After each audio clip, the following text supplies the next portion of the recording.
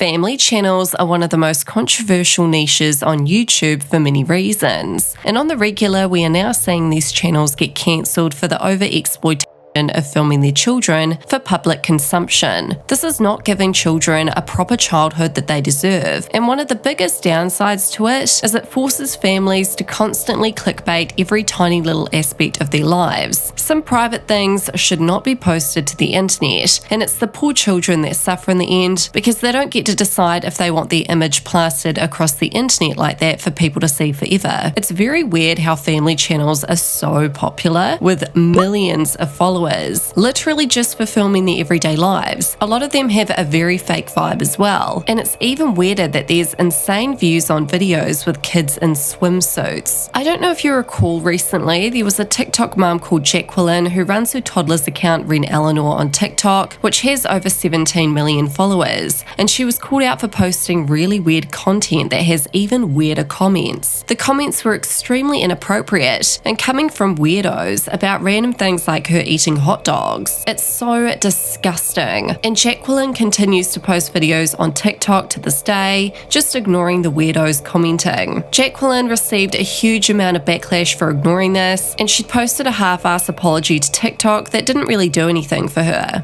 If anyone has real tangible proof, please contact me immediately. TikTok analytics show that my followers are 76.8% female.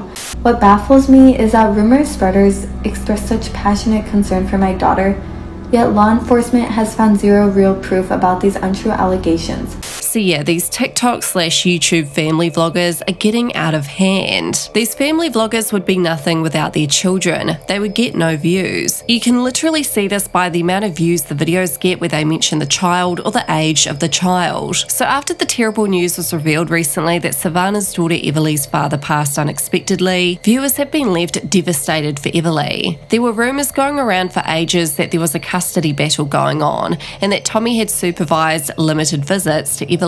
But it turns out that some of these rumours may not be entirely true. According to the LaBrant family Reddit thread, which really does their investigating on this type of stuff, someone had said, 1. We need to stop giving the custody rumour wings. There was absolutely no custody battle between Tommy and Savannah. None. Zero. Zilch. We have legitimate, vetted and verified insiders on every side of the saga and have spoken many times with Tommy himself about it. Tommy may have voiced his frustrations online about Cole and Savannah at various points and mentioned maybe calling an attorney, things he later deleted, but he was not trying to get custody of Ev. Period. 2. Tommy had no issues at all with Ev's online presence. He was proud of it and expressed that to me personally. There were also occasions where Tommy had tried to capitalise on being Everleigh's dad. He had in his Instagram and TikTok bios at one point to contact him for advertising opportunities. He had links to a website for a game that gave him commission, and he was fond of hashtagging Ev's name. As far as the references to DCP saying he talked to Tommy all the time and that Tommy needed to get custody, let's just say it's easy for someone at DCP to act like an authority and give an opinion on something, but the fact is he didn't have even 1/100th of the facts as to why Tommy had very minimal supervised visitation to begin with. Someone also commented on this thread that they knew someone who's close to the LaBrant family in real life and exposed something shocking. In an AMA with someone that's close to them in real life, it was said that Ev wouldn't always call Cole dad as she got older, and Savannah would correct her, so obviously it isn't a natural thing to her. Overall, everyone is just hoping that Savannah and Cole give Everleigh time to grieve in peace and at her own pace before launching her back into the spotlight on their huge family vlogging platform. That poor child is only 9 years old and has already been through so much. Now, the topic of the LaBrant family in general is trending again. They are very problematic for a number of reasons: the lies, the greed, the exploitation,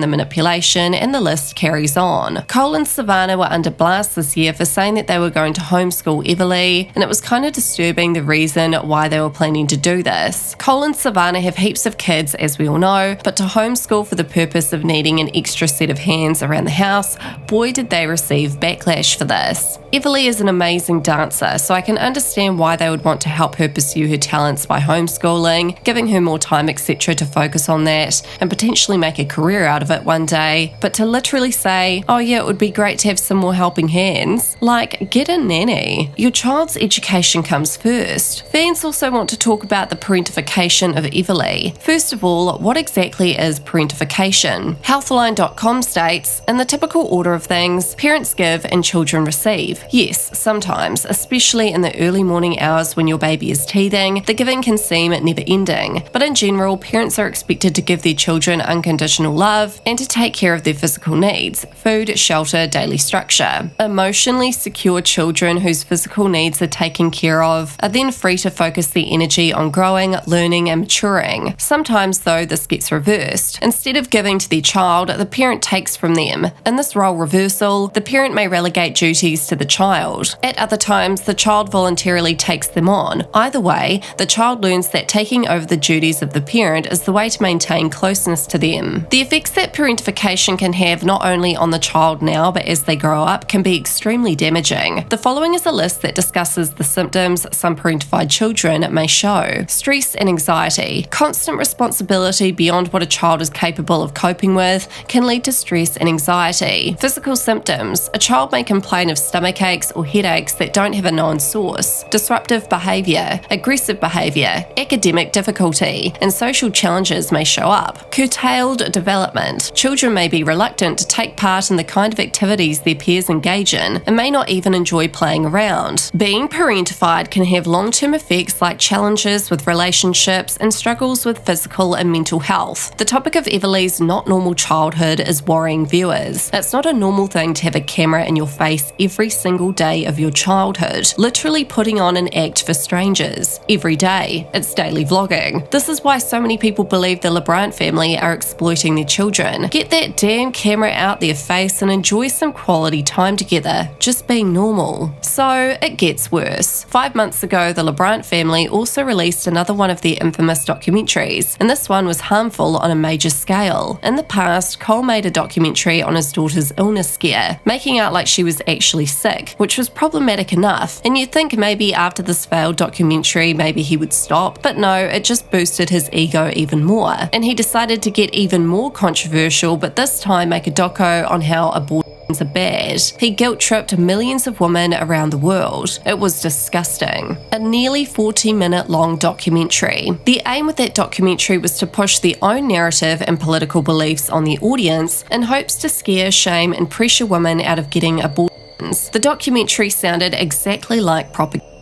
It was interesting the way they worded the beginning of the documentary as well. They made it seem like they were going to be open-minded about the topic, offering balanced views and opinions. But no, that's not what happened at all. They pushed their agenda and made it clear that they believe that getting an abortion is not the way to go. So what are your thoughts on the LaBrant family? Do you think they'll ever change? Let me know in the comments.